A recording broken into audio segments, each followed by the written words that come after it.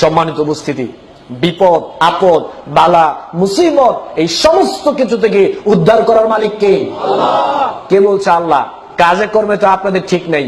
বিপদে পড়লেন, এক গ্লাস পানি নিয়ে হুজুরের কাছে গেলেন, গিয়ে বললেন আমার কাছেই ধরেন, অন্য হুজুরা রাগ করবে, আমাকে দিয়ে বোঝাতে হবে, তাহলে খেপবে না। আমার কাছে এসে বললো হুজুর আমাকে একটু পানি পড়া দেন। বললাম কি হয়েছে? বললো বাচ্চা 6 দিন ধরে প্রস্রাব করে না। তো আমি যদি আপনার ছেলেকে পানি পড়া দেই, আপনার ছেলে প্রস্রাব করবে, এটা আপনাকে বলছে কে?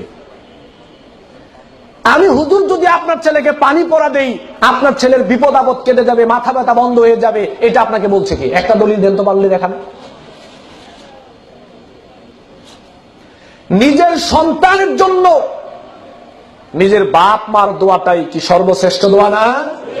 আপনার সন্তান বিপদে পড়েছে, আপনি সালাতে দাঁড়ান, আপনি এক গ্লাস পানি নিয়ে সূরা ফাতিহা পড়ে আপনি ফু দিয়ে বাচ্চাকে খাওয়ান, ভালো হওয়ার সম্ভাবনা আছে না ভাই? কিন্তু আমি পানি পড়া দিলে ভালো হবে, এটা আপনাকে বললো কে? আজকে কিছু গোমর পাশ করে পরে যাব।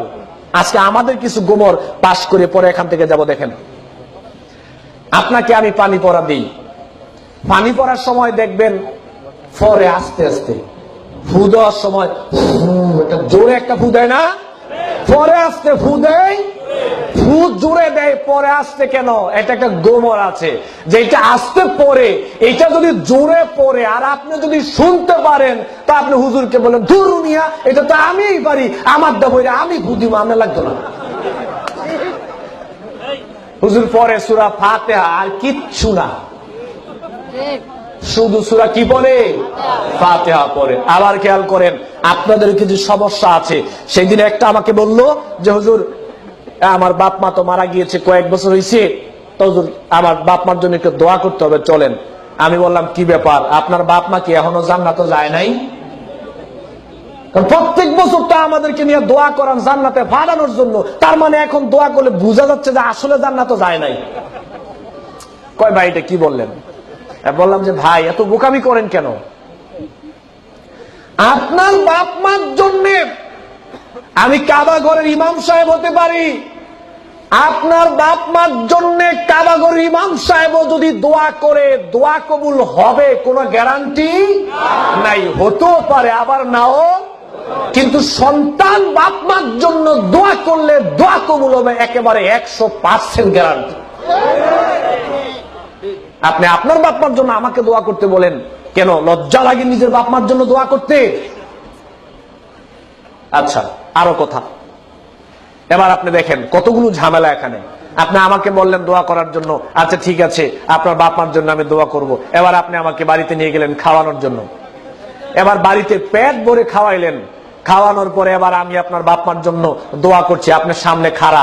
বাস্তবতা বাংলাদেশে যা চলেছে এখন চলছে, আপনার সামনে খাড়া, এখন আমি আপনার বাপ মার জন্য দোয়া করছি। দোয়াতে কি কান্না যে হুজুরে কাঁদে, নিজের বাপ মার জন্য হুজুর কাঁদে না, হুজুর আপনার বাপ মার জন্য কাঁদে। আসলে কাঁদে না, পুরোটাই অ্যাক্টিং, একটাও কাঁদে না, চোখ দিয়ে একটুও পানি আসে না কারণ আমি নিজে জানি না। এরপরে আপনার সামনে দাঁড়ানো, বলছেন হুজুর দোয়া করেন বাপ মার জন্য।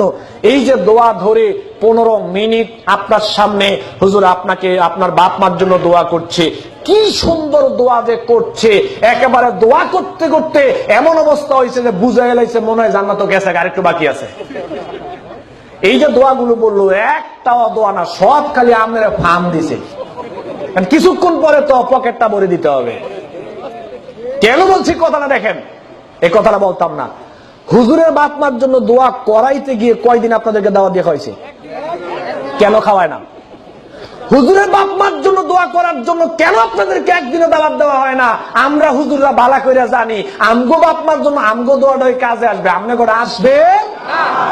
আপনারা বুঝেন না, আমগো দোষ নাই, হুজুরগো দোষ নাই, বুঝেন না তো আপনারা। হুজুররা কি করবো? হুজুররাও তো ঠেলাই পরে চাকরি চলে যাবে, বিদায় যেতে হয়। এখন আপনারাই তো হুজুরদেরকে বাধ্য করেন, দায়ী আগে আপনারা। এরপরে দেখেন হুজুরের দোয়ার প্রতি আপনি এত নির্ভরশীল, আপনি তো বুঝতে পারেন না। আমি বক্তব্য দিচ্ছি, আপনি জানেন আমার ইনকামটা হালাল না হারাম?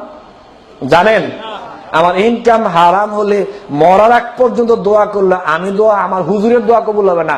আমি অনেক বড় বক্তা হতে পারি, কিন্তু আমার ইনকামটা যদি হারাম হয়, আমার নিজের বেলায় তো আমার দোয়া কবুল হবে না, আপনার বাপেটা তো পরের বেলায় আছে। আপনি জানেন আমি শিরিক করি কিনা? জানেন আপনি? আমি শিরিক করলে আমার দোয়া কবুল হবে না, মৃত্যুর আগ পর্যন্ত দোয়া করলে দোয়া কবুল হবে।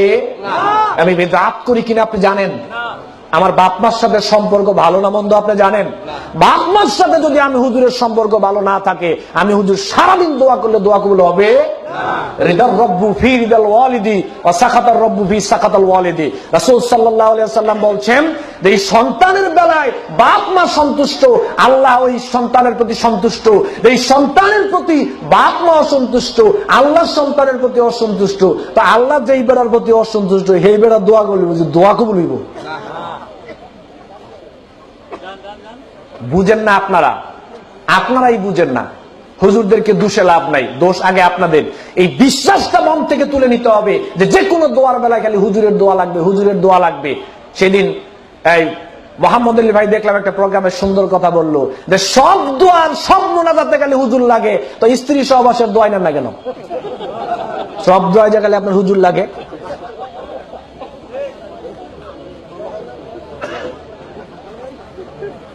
দোয়ার ভার আলেমদের উপর দেওয়া যাবে না। হ্যাঁ, আমাদের উপর দোয়া চাইবেন, আমরাও দোয়া করব, আপনারাও করবেন, কিন্তু কেউ কারো প্রতি একেবারে নির্ভরশীল হওয়া যাবে না। নিজের দোয়াটা নিজের কাছেই নিরাপদ, নিজের বাপ মার কাছেই নিরাপদ। সন্তান বাপ মার জন্য দোয়া করবে, রব্বির হামহুমা কামা রব্বায়ানি সগীরা। এটা কি হুজুরকে শিক্ষা দেওয়া হয়েছে না সন্তানকে বাপ মার বেলায় শিক্ষা দেওয়া হয়েছে?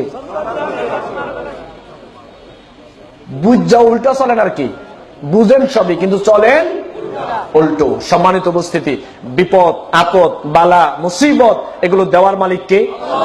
উদ্ধার করার মালিক কে? তাহলে আশ্রয় চাইতে হবে কার কাছে? আল্লাহর কাছে। এটা অন্তরের ব্যাপার। আগে আল্লাহকে কি দিয়ে মানতে হবে? অন্তর দিয়ে মানতে হবে।